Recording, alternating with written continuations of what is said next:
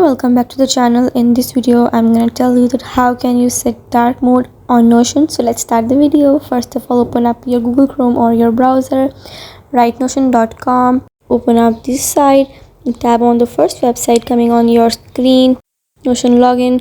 Tap on it, wait for a while it is opening, and after it gets open you are going to see this website, and this website will show you this interface. Now you have numbers of options to choose, but you have to tap on settings and members, and in settings and members it will pop this page to you.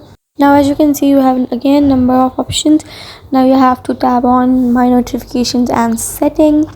Open it and read all these options carefully. Scroll down and in my settings you will find the option of appearance. Tap on light and select dark, and it will change your theme into dark. That is how you can change your theme from light to dark. I hope you like the video, and I hope this video will help you a lot in any way. By following these steps you can set dark mode on Notion.